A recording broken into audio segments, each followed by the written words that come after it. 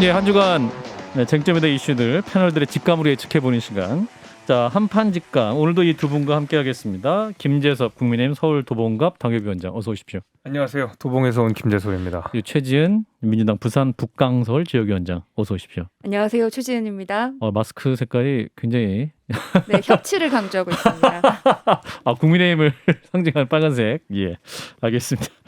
자, 본격적인 주제로 들어가기 앞서서 윤석열 정부 18개 부처장관 인선이 끝이 났는데 한 줄 평 먼저 두 분 듣고 이어가겠습니다. 김재섭 위원장부터 해주실까요? 조금 아쉽다. 조금. 예, 조금 아쉽다.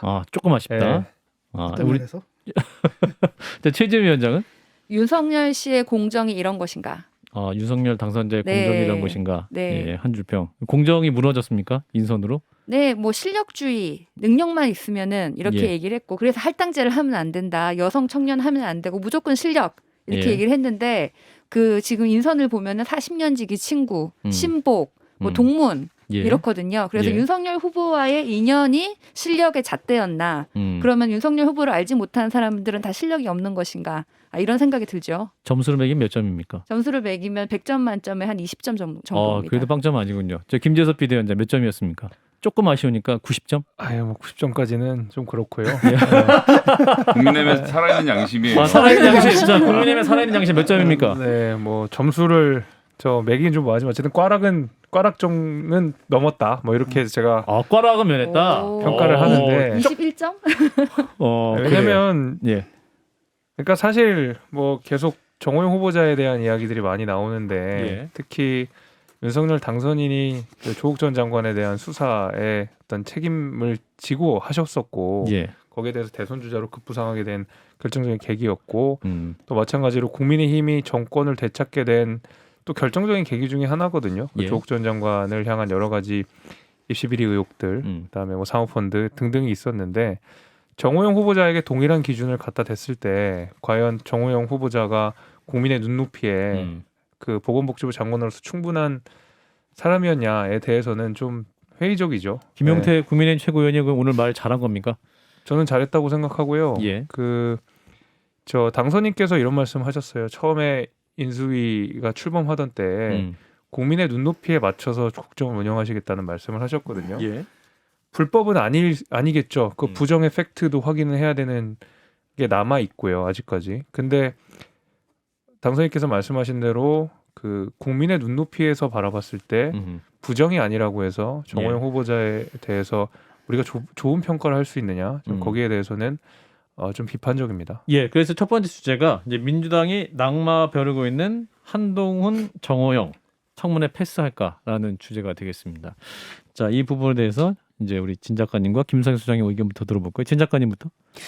정호용은 아무래도 패스하기 힘들지 않을까 싶어요. 그런데 이제 한동훈 같은 경우에는 사실 정치적인 공격은 있지만은 무슨 검증에 걸릴 만한 사안은 없거든요. 예. 그리고 법무부 장관으로서의 뭐 능력도 의심할 수는 없다라고 보고 예. 굉장히 스마트하더라고요. 그래서 저는 굉장히 기대하고 있습니다. 청문회장에서 민주당 의원들과 예. 한동훈 내정자라 그러나요? 한동훈 통과, 정호영 불통과. 예, 이렇게 예상하셨고, 자, 우리 김상희 소장님은?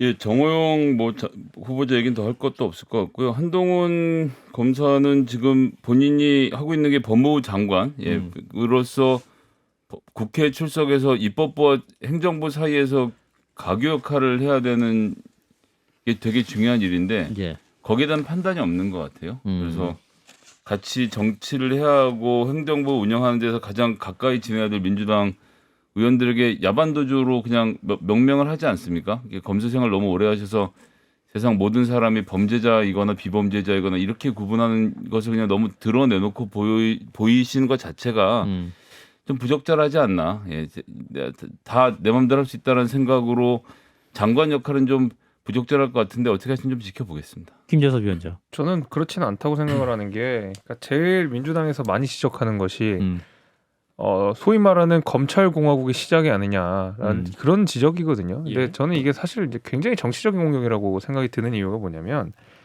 윤석열 당선인이 한동훈 후보자를 지명하기 훨씬 이전부터 후보자 시절부터 당선인이 된 지금까지도 일관되게 주장하셨던 것이 바로 검찰의 독립성입니다. 그러니까 검찰의 독립성이 한동훈 후보자를 내정하기 이전까지는 민주당에서 이거는 검찰의 뭔가 기살려주기 아니냐라고 비판을 했었는데 오히려 한동훈 후보자가 지명이 돼버리니까 검찰의 독립성을 오히려 주장을 해야 되는 그런 사실 논리적 모순이 발생하는 거거든요. 무슨 말씀인지 잘 이해가 안 되는. 그러니까요. 다시 한번 제가 설명을 드리자면 검찰의 독립성을 지켜야 된다라는 말씀을 윤석열 당선인께서 계속 하셨어요. 심지어 수사지휘권을 폐지해야 되고 예산권 역시도 검찰한테 독립적으로 줘야 된다는 말씀을 하셨는데 예. 한동훈 후보자는 법무부 장관으로서 검찰의 독립성이 확보되는 한 법무부 장관으로서 검찰을 이래라 저래라 할 수 있는 권한이 없습니다. 예. 윤석열 당선인의 이야기에 따르면 예. 그렇기 때문에 검찰의 독립성이 확보되는 한 한동훈 후보자가 법무부 장관이 되든 안 되든 검찰은 독립적으로 중립적으로 수사를 할 수 있게 되는 거죠. 아니, 저는 그런 의미에서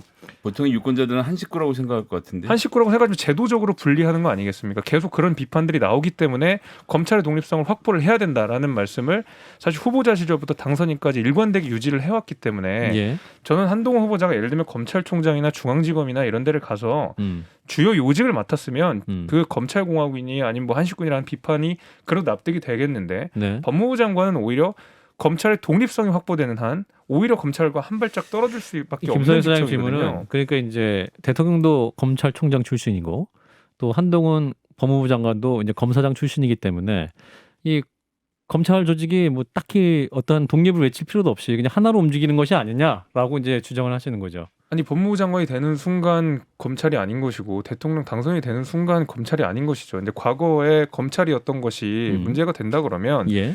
그리고 만약에 여기에 대해서 문제의식이 있다 그러면 야당의 역할이 거기서 발휘되는 거 아니겠어요. 사실 180석의 야당이라고 하는 지금 우리 검수한방 밀어붙이는 거 보면 얼마든지 정부 견제할 수 있거든요. 예. 근데 아직 견제하지도 않고 인사청문회도 통과되지 않은 상태에서 아하. 그 두 사람의 출신이 검찰이기 때문에 무조건 검찰 공공이 된다. 그걸 잘 막고 국민들을 설득하는 것이 바로 야당의 역할입니다. 그럼 그러라고 국회가 있는 것이고요. 저도 한마디만 좀 하면요. 검찰 공화국이란 말 별로 좋아하지도 않고 그렇게 됐다라고 뭐 크게 떠들고 다녀본 적도 없는데 최근에 우려가 되는 게 뭐냐하면 민정수석실의 폐지로 정부 모든 2급 이상의 인사권이 사실상 법무부로 넘어가서 한동훈 장관이 주무를 하게 됐고요. 거기다 오늘 중앙일보의 보도에 따르면 인사수석실을 인사정책관실인 걸로 한꺼번에 내리는데 여기에 주진우 검사를 임명하겠다라는 뭐 임명할 수도 있다는 보도였습니다만 인사의 추천과 검증 그리고 대통령 법무부 장관 이게 전부 다 지금 검사들로 이루어져 있는 세상이 글쎄 제 눈에는 좀 과하게 보이거든요. 사실은 이게 이제 말하자면은 권한이 집중됐을 때 문제가 될 수도 있다. 네. 이제 이런 지적이신 거잖아요. 그러니까 그 아직 민정수석실이 시도도 되지 사실상 않았었고. 법무부로 외주를 준 거죠. 그러니까 사실상 지금 말씀하신 내용은 아직 일어나지 않은 아니, 말하자면 일어났어요. 시나리오인 것이고 아니 어떻게 당선자가 운영되는지 법무부에다 모르기 인사검증을 때문에 넘기겠다고 얘기 이미 했습니다. 저는 오히려 그게 더 다행이라고 생각이 되는 게 뭐냐면 비서실이야말로 초원법적 권한이고 초원법적 권리거든요. 아무런 인사청문회도 받지 않는 상황에서 정부조직법상 그리고 야당의 견제에도 그 벗어나 있는 사실 초원법적인 기구가 대통령 비서실이고 그 비서실에서 사실 민정 담당을 다 해가면서 사실 이게 개인 사찰이 일어나는 거 아니야 민간인 사찰이 일어나 이런 비판들이 있었는데 이거를 법무부라고 하는 제도권 안으로 들여오는 작업이라고 저는 볼 수 있다고 생각하거든요. 그러면 오히려 야당이 통제할 수 있는 바운더리 안에 들어가게 되는 겁니다. 이게 민정수석실에서 단순히 법무부 장관으로 들어왔다고 해가지고 무조건 이건 문제가 된다라고 하는 것은 사실 야당의 역할이 바로 그런 것을 해야 되는 역할인 것이죠. 최진 위원장 정말 딱 예. 짧게 예. 딱 두 가지만 첫 번째는 민간 사찰은 그 청문회를 하는 총리가 해서 이명박 정부 때 이미 문제가 됐던 사례가 있고요. 두 번째 까먹었네요. 나중에 하겠습니다. 자, 네. 최진 위원장이 말씀. 설득됐어. 네. 나 설득됐어. 아, 진짜요? 최진 위원장. 설득되셨어요. 저는 전혀 반론해 설득이 주세요. 안 되고 예. 김재석 위원장님의 말을 대다수의 국민들이 설득이 안 될 것 같아요. 왜냐하면 대통령 자체가 지금 윤석열 당선인이고 예. 법무부를 그러면은 윤핵관 법무부로 채우고 검찰 중실 출신으로 검찰이 윤핵관 검찰 이렇게 채워졌을 때 아니 어떻게 그 검찰의 독립성을 얘기를 할 수가 있습니까? 제도적으로 설사 그게 법무부 안과 그 검찰이 분리되어 있더라도 윤 당선인이 굉장히 마음대로 이런 조직들을 사유화할 수 있다고 생각할 수 있는 게 너무 당연한 것 같고요. 예. 지금 저는 이렇게 한동훈 법무부 장관을 임명했다는 것 자체가 지금 이 민생 뭐 여러 가지 문제 중에서 검찰개혁 시즌2 한 번 더 하자.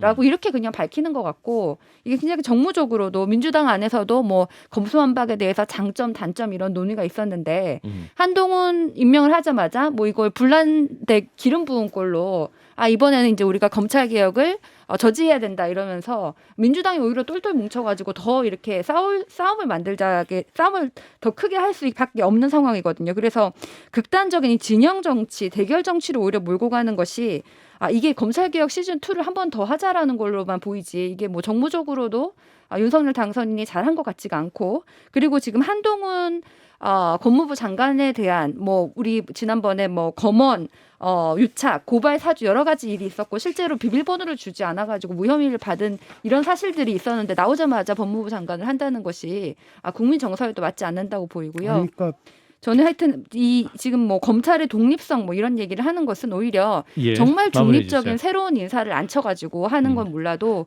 본인의 신복이라고 잘 알려진 사람을 대통령이 앉혀가지고 독립성을 얘기를 하는 것 자체가 모순이라고 생각합니다. 김성현 저는- 소장님의 기억이 났다고 해서 요거 네. 짧게 짧게 듣고 하겠습니다. 우리 작가님 자, 말씀할게요. 검찰이 여러 가지 권력을 남용하는 차원에서 그걸 방지하는 차원에서 청와대 검찰 측 인사를 받지 않는 것이 1년 동안 휴지가 그러니까 그만두고 1년 지나야 청와대가 받을 수 있었는데 이번 민정수석실을 법무부로 내리면 법무부는 검찰이 마음대로 검사들이 왔다 갔다 할 수 있게 되기 때문에 법무부가 사실상 검찰의 그냥 공조 조직이 되어버리는 부작용이 좀 분명히 있을 거라고 봅니다. 진 작가님.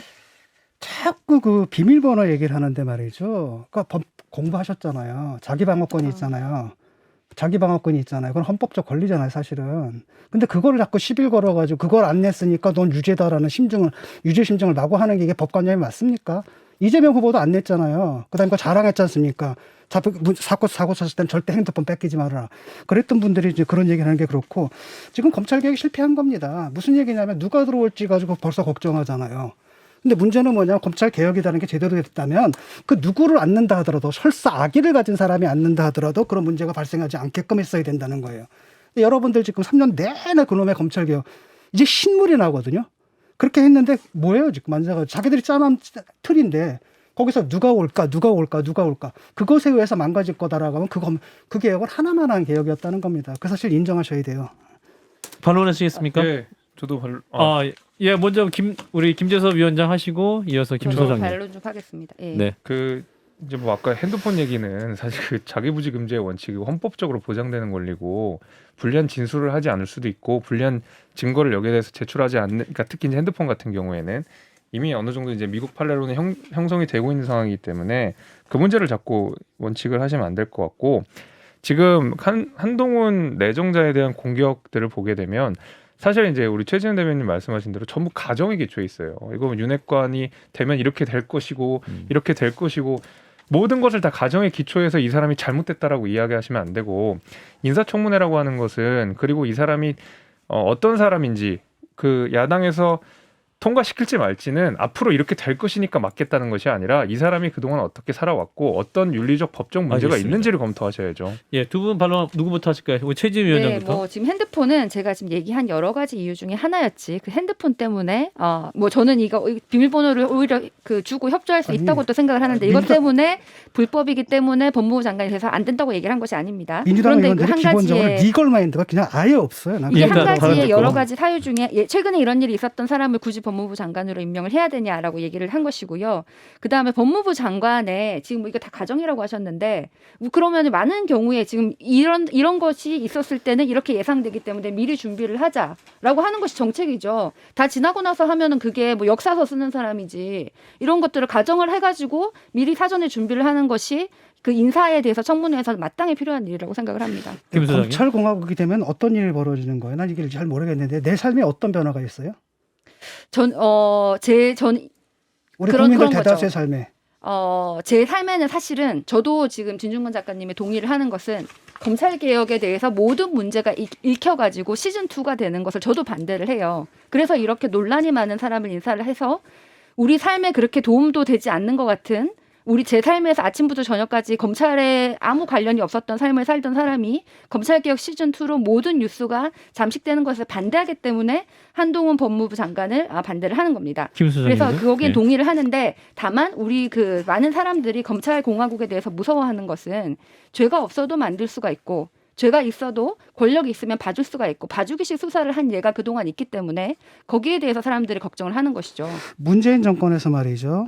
뭐 이제 이명박 전 대통령도 집어넣고 그다음에 정경심 교수도 지금 집어넣고 또 이재용 씨도 뭐 집어넣고 이랬잖아요. 이런 거는 뭡니까? 검찰 공화국인가요? 공화국 현상인가요? 아닌가요? 자, 검찰 네. 공화국이라는 거 그렇게 볼 수 있는 성질의 문제는 아닌 것 같고요. 기본적으로 이런 거죠. 검찰이란 집단 내에서는 무슨 짓을 하더라도 처벌을 받지 않고 자기들끼리 다 짬짬이가 되고 특히나 대규모로 증권 사기가 그렇고 증권 범죄가 그렇고 다단계 판매된 대형 범죄들이 검사 몇 사람을 자기 편으로 포섭함으로써 이 사건을 무마하고 빠져나가서 다수의 피해자들 양산해온 과정들이 지금까지 벌어졌고 그 대표적인 케이스가 조금 전에도 말씀드렸습니다. 라임 관련돼서 술자리를 만드니까 룸사롱에 세 사람 중에 한 사람을 데리고 가서 실제 수사를 맡는 팀장이 나오는 엽기적인 일들이 일상적으로 벌어지고 있는 것 중에 편리는 지금 드러나 있는 상태 아니겠습니까? 아니 그 일탈하는 사람들은 어느 조직이나 있잖아요. 그렇다면 경찰은 뭐 버닝썬 사건 안 컸습니까? 경찰 총경 뭐 이런 사람까지 연루돼 있었던 사실 아니요, 사건인데 이것이 이제 증권법 그거 가지고 경찰 전체가 모두 다 썩었다. 그렇기 때문에 뭐 경찰 없애야 된다. 제가 이런 그렇게 얘기 얘기하나요? 결론이 경찰이 나와서는 안 없애야 되는 된다고 거죠. 생각하는 경찰의 사람 수사권을 없습니다. 빼앗아야 된다라는 이상한 결론으로 치달으세요? 예, 아니, 지금 거의 저도 시간이 다 얘기를- 됐어요. 민주당에서 예. 그렇게 이상한 결론을 내고 있잖아요. 아니, 지금. 예. 검찰 없애야 된다고 범죄 증권범죄 누가 얘기를 할까요? 합동사관에서 그런 문제를 일으킨 사람들이 있는 것을 얘기를 하고 있는데 갑자기 검찰을 얘기를 이렇게 그 견광보회로 말씀하지 마시고 아니까요. 제가 하는 얘기 잠깐 들으세요. 아니 그런 일화적인 남이 말하는 예에서- 시간에 그렇게 꽃 예. 뺏어서 하셔야 돼요. 아니, 그런 일화적인 기본적인 예에서- 토론의 태도가 안 돼 있는 거예요 지금. 아니, 그러니까 예. 제가 말하고 있었잖아요. 논리적 규칙을 말하- 지키죠. 예, 말씀하세요. 규칙을 제가 무슨 규칙을 안 지켰습니까? 예. 예를 김 소장님. 들어가지고 아, 일반화의 이런 식으로 권리라 인신공격 하지 그러잖아요, 마시고요. 이런 이제 거. 그만해 주세요. 예. 이제 마무리할 시간이 돼서요. 김성애 소장님. 아니, 저는 안 하겠습니다. 이런 식으로는 토론 못 하겠어요. 기본적인 태도가 안 돼 있으시잖아요. 예. 아니 민주당이 무슨 얘기하는지 갑자기 제가 말하고 있는데 거기다 그 논리를 껴다가 말을 끊고 나서 말을 예, 다 잘라고 마무리해 말을 주세요. 어떻게 하라는 겁니까? 예. 이런 식의 태도로 왜 토론하시는지 좀 알겠습니다. 디베이트 하지 마시고 디스커션이 됐으면 이런 좋겠습니다. 방식으로 매번 얘기를 하시더라고요. 예. 예. 마무리하겠습니다. 시간은 자기가 더 잡아먹어요. 예. 자, 우리 오늘 자, 한판 직함. 오늘은 굉장히 뜨겁게 마무리가 됐는데 네. 좀 시간이 많이 부족해서 오늘 토론 여기까지 해야 될 것 같습니다. 일단 김재섭 위원 20초, 최진희 위원장 20초씩 마무리하고 오늘 시간 마무리하죠. 자, 앞으로 청문회에 대한 바람. 네. 아까도 이제 말씀드렸지만은 아쉬운 인사들이 있습니다. 특히 예. 이제 뭐 정호영 후보자라든지 이제 여러 후보자들에 대한 의혹들 이런 것이 없자고 이런 것이 없어야 된다고 당선인을 대통령을 만들어 주신 거잖아요. 그래서 그 눈높이에 맞춰서 갔으면 좋겠습니다. 네, 최진희 위원장 20초. 네, 저는 뭐 야당의 입장을 떠나서 제가 생각할 때는 이 청문회에서 왜 이렇게 그동안 발목 잡기를 하고 지난번 같은 경우에 왜 정책 검증을 하지 않을까 이런 아쉬움이 있었는데 예. 지금 막상 이렇게 청문회를 이렇게 시작을 하니까 지금 너무 이런 상황들이 좀 불공정해 알겠습니다. 보이고 우리 입장에선 이럴 수밖에 없어서 결국 극대 극으로 쳐닿는 이 정치 구조 자체가 좀 변할 필요가 있다고 생각합니다. 네, 한판 직감 마무리하죠. 김재섭 서울 도봉갑 당협위원장, 그 최지은 민주당 부산 북강서울 지역위원장 두 분 고맙습니다. 감사합니다.